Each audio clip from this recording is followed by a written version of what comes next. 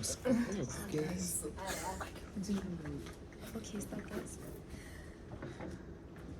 Alright, so we're gonna begin now. Yes, let's begin. Okay, so today my group and I are gonna be presenting on the graduate labor market. We're gonna look at trends, opportunities, threats, even possible solutions for the current labor market. So that's what we're gonna be looking at today. And the first order of business is gonna be the trends. Just 1 minute, sir. Are we recording this? Yes, sir. Oh, go ahead. We're gonna be looking at first things first, the trends in the graduate jobs in Botswana in the last decade, starting from 2010. With the earliest data that we have, we see that in Botswana we had about just under 400,000 jobs in the formal sector. This was in 2013. And between 2013 and 2014, we had about 15,000 graduates, mostly coming from University of Botswana, studying courses related to law and engineering. However, you would think that if 15,000 people are to graduate, you would have then 15,000 additional people in the formal sector, obviously in their new graduate jobs, but no. We had an increase of just about 1,000 people between 2013 and 2014, which shows that graduates were most often getting jobs in either the informal sector or outside of the borders, because the formal sector was not seeing big increases. We did see increases in government jobs, primarily during this time, as well as retail jobs. This is like choppies and that sort of thing. Going on to the next slide, we did see the trend change slightly. One thing that remained the same throughout and is still quite similar is that the number of graduates you see every year from the tertiary institutions is not the number of new entrants you have into the formal sector. But here you can see that when we're looking at now 2018, we had the total formal sector employment at just over 400,000 in September. Keep in mind, in 2013, 5 years prior, we were at just under 400,000. So again, it's still not a huge increase. But we did see folks start to take more specialized courses, more into the sciences, social sciences, in fact, as well. We did have a lot of people also studying nursing at this time. However, they were struggling to find their place in the formal sector. And so even though the courses changed and people started studying different things, specializing in the later years, the one thing that remained the same throughout this time period is that students struggle to find jobs in the formal sector and still do. And so that is the conclusion of the trends in the graduate market in the last 10 years.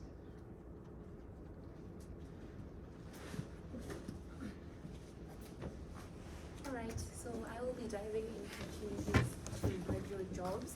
So according to Statistics Botswana, during the period of 2020 to 2021, Q4, formal sector employment, which includes accountants, engineers, analysts, as compared to informal sector employment, had an increase of 16,741 as compared to the previous years, which is just because of the COVID area. And so individuals had been seen gravitating more towards formal sector jobs because they tend to offer a better job salary.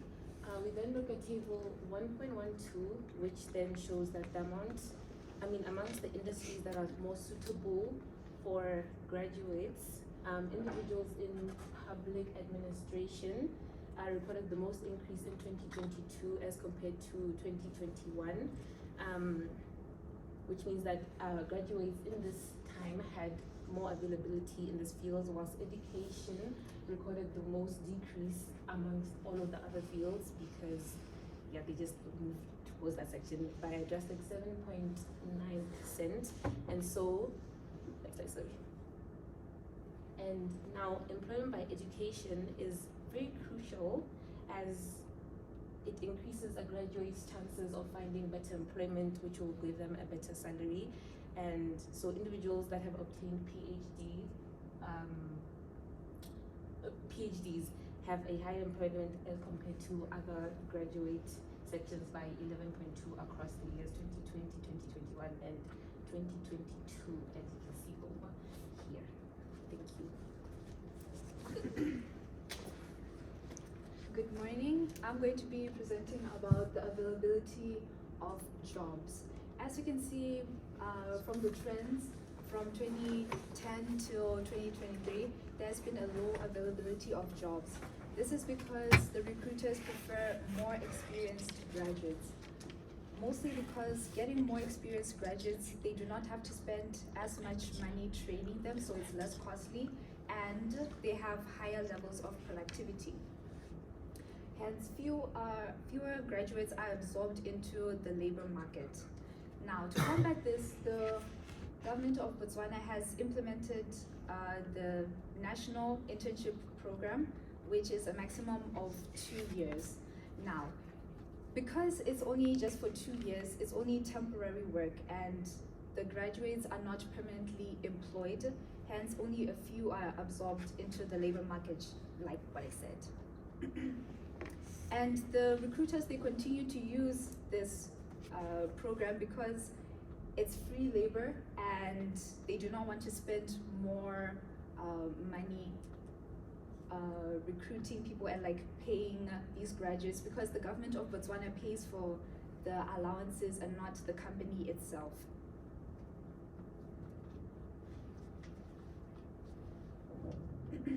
Now comparing the UK to the Botswana, there has been an increase in the amount of job availability in the UK, especially after the pandemic, and we can take these strategies that they have implemented in the UK and apply them in Botswana, such as having in-person and online internships, as well as providing vocational training to the graduates, and also implementing internships in high schoolers' gap year after they complete the first year, after they complete high school. Sorry. Thank you. Greetings. I'll be diving into graduate salaries and remuneration packages. So factors that influence graduate salaries and remuneration packages. We have level of education. Graduates with higher level of education, such as master's or doctoral degrees, typically earn higher salaries, and lower levels of education and lower salaries. And then we have field of study. So graduates in fields such as applied sciences, that is engineering, computer science, finance, and medicine, often command higher salaries than humanities or social sciences graduates. That means that if you're in those fields, you're likely to have to earn more salaries. And then we have industry. Some industries like mining, finance, and technology tend to offer high salaries compared to others, such as education or non-profit organizations. Then we have government versus private sector. In Botswana, government jobs often come with more job security and competitive benefits, while the private sector may offer higher salaries but potentially less job security.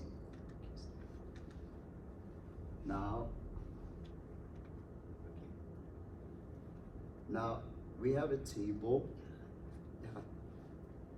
All right, thank you. Morning. I'm going to be talking about the possible solutions to employability challenges. So even though Botswana has long made educational investments, its economy continues to face significant challenges due to the high unemployment rates of young people, women, and especially university graduates. Despite this issue, there hasn't been much research done on it, and there aren't many readily available remedies to help the impacted groups improve their employability. So I've written down 3 possible solutions that can help us with these employability challenges. The first one is addressing youth unemployment. So the first solution of how we can do this is to improve access to information and career guidance. Providing accurate and up-to-date information about career paths, job opportunities, and skills and demands can help young people facilitate decisions about their training choices and their education. And career guidance services can assist in matching individuals with suitable job opportunities.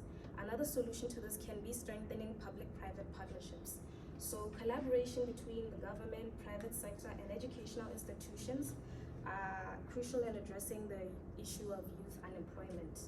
So public-private partnerships can facilitate and design implementations of programs that can bridge the gap between education and employment. And ensure that young people acquire the skills that are needed, that the industry needs. Then we have solution number 2, which is matching skills with the job market demand. So when it comes to mismatch of skills, we're talking about skill gaps, skill shortage, over qualification, under qualification, or skill obsolescence, things like that. Factors like lack of labor market information or limited quality to education can be a factor in mismatch of skills. So solution number 1 to this can be to enhance collaboration between education institutions and employees and employers. Collaboration between educational institutions and employers can facilitate the development of curriculum to align with the industry's needs. This can be done by establishing advisory boards, conducting regular consultations, and promoting internships and apprenticeship programs that can help bridge the gap between theory and practice. Another solution to this can be strengthening education and training programs. Enhancing the relevance of quality of education and training programs is crucial in bridging the gap between skills that job seekers possess and what the industry needs from them. This can be done by updating curricula to align with the industry needs and incorporating practical training and internships. And lastly, the issue of promoting entrepreneurship and innovation. So many aspiring entrepreneurs in Botswana face the problem of funding, which can help them. Aspiring entrepreneurships in Botswana face the issue of funding, which can help them expand or grow their business. And this lack of capital can hinder the development or growth of innovative startups, making it harder for these entrepreneurs to create job opportunities. A solution to this can be that governments and financial institutions can establish funding programs, grants, and venture capital initiatives that can be targeted at innovative programs and supporting startups. Also, creating networks and platforms that connect entrepreneurs with potential investors can facilitate with access to funding. Other issues concerning the graduate market of Botswana is that there are concerns from employees that training institutions do not fail to provide necessary information to graduates that are necessary in a workplace. For example, they are provided with hard skills and not soft skills, which are also important. And then most graduates have qualifications that do not match industry demands due to changes in the market. And we also have geographic disparities, meaning that urban areas tend to have more job opportunities than rural areas and undeveloped areas. Then we move on to recommendations to all the problems. We could encourage entrepreneurship to promote self-employment and economic growth. We could also instill a new collaborative and information sharing mindset among businesses and academic institutions. With that being said, this is the end of our presentation, and thank you so much for your time.